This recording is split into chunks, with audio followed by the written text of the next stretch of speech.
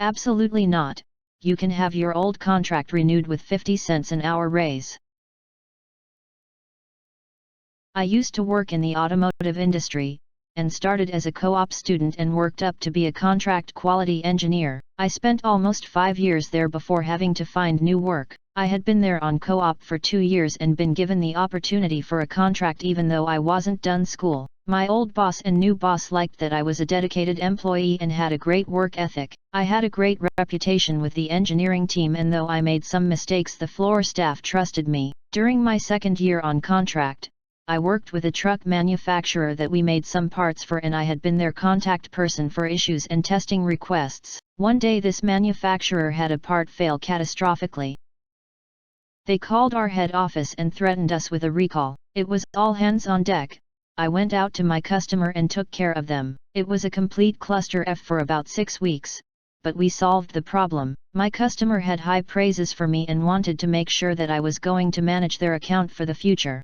Fast forward to the 4 months before I leave, the company gets sold and my contract is now going to be my last with them as the new owners want to bring in their own team. I talked to my boss, but he is in a hiring freeze until the next fiscal year, so I'm now in a tough spot, but I work through it. Due to me being a recent graduate and a contract, the new owners don't feel it's necessary to train my replacement.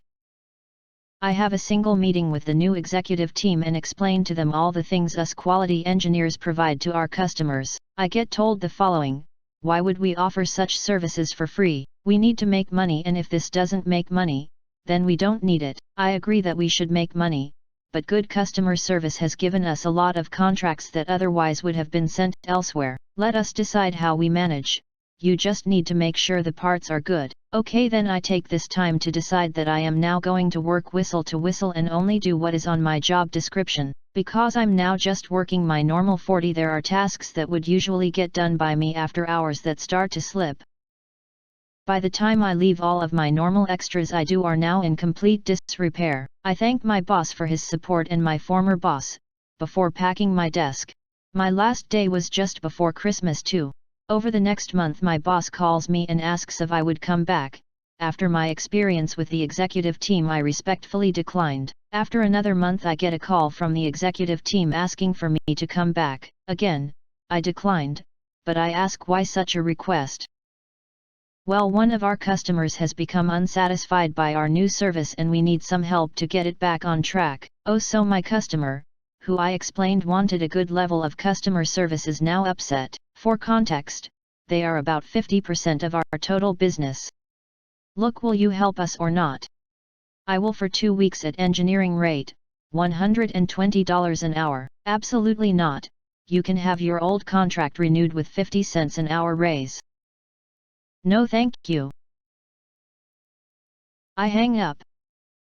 I reach out to an old friend a few months later and find out that they lost my customer and are now struggling to keep their other customers. I guess good customer service can be the difference.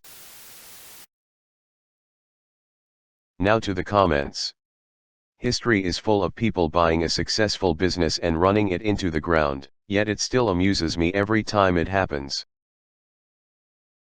I knew a guy, lived next to my aunt and uncle, who built a great business, then sold it for a shitload of money. New ownership ran it into the ground within 5 years. Dude bought it back at roughly half the price he sold it for, built it back up again and sold it 5 years later for more than he sold for the first time. Making bank twice on the same business is a power move.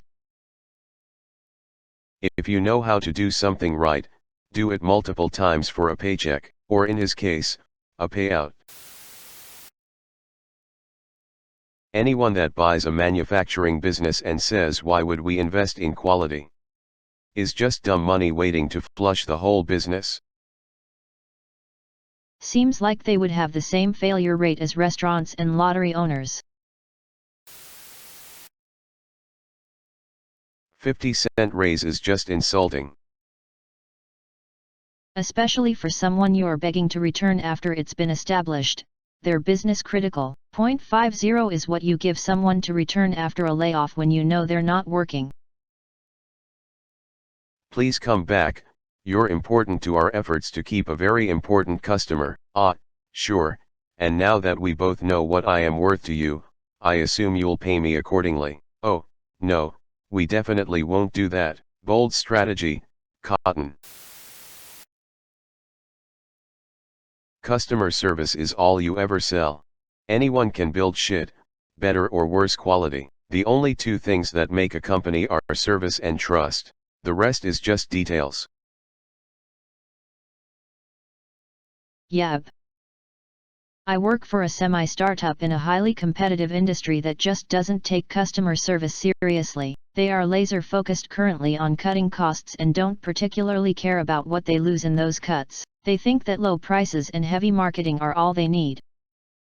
Surprise! Some of our competition is lower prices. Others are better quality. And others are huge players with brand recognition. There's nothing particularly unique about us except on our insistence on bare-bones staff and service. They are shocked I tell you that sales are low. Yes, I'm brushing up my resume. The company that I used to work for was bought out by a big major company, and my boss refuses to allow great customer service because of risk assessment. My best example is that one department asked us to send these letters to them directly, because the normal procedure is to receive it, sort it, ship it to another mailroom across the country. They receive it, sort it, send it to another mailroom across the country. Then they receive it, sort it, and ship it to the building where these people are located, and in order to avoid them having to pay shipping costs 5 days a week, they could cut it down to 2 days a week if we just wrote the dates on the envelope, 4 numerals at the most, and my boss told them no. It's a risk, in case we mess up the days, really, and if we do it for them we would have to do it for others. There are literally people suffering and getting locked out of their accounts, and one department is paying more than double what they should have to pay for because we're not allowed to write the date. Edit typos. I had a great reputation with the engineering team, and though I made some mistakes the floor staff trusted me. Everyone ducks up, it's how you deal with said duck up that can make or break the career prospects. OP replied. 100% agree. Learned that the hard way as a student, but made up for it by just owning my mistake and moving forward. Charging extra for good customer service is a great example of greed common sense. I sold my company to a larger group that wanted a retail presence in our market. I spent a lot of time giving them documentation for all of our clients. I showed them how I derive revenue through advertising. I tried to tell them that our service isn't unique, PR was a must to keep the till full, the business was a cash cow, but you had to feed the dang cow. They had the attitude that they were bigger and smarter, basically ignoring we. Within a couple of weeks my old clients were calling me complaining about those asses you sold your business to. I had become personal friends with many of them, but I had a 2-year non-compete, so my hands were tied. They dropped most advertising, radio, TV, and stopped going to networking meetings, which was responsible for a lot of income. I did a short TV segment for a local TV station at least once a month. They stopped that too. Within 6 months income was cut in half, they lost most of my B2B clients, within a year they shut down. Should have done a non-compete clause that got removed if they resold or shut down or defaulted. Laughing. If they shut, then there is nobody to compete against. I had a street cart business in NYC. One truck, street cart, makes roughly $250K per year.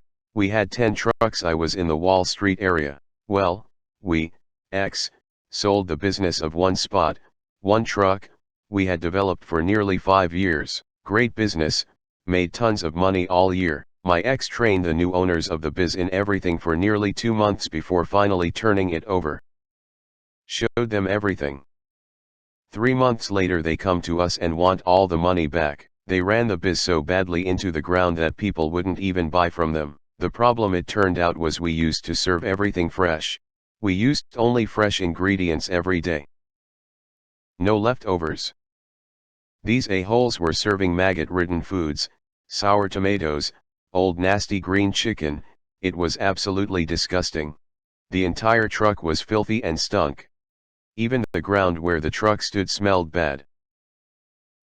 We told them to go F themselves. No way were we going to give any money back. That was some straight up psycho stuff. It's always impressive when a counterparty doesn't realize that you're not negotiating terms, you're dictating them. Some context would help, though. What was your contract rate that they wanted to pay? And what was the dollar value and profit margin of the contract they threw away? Inquiring minds want to know.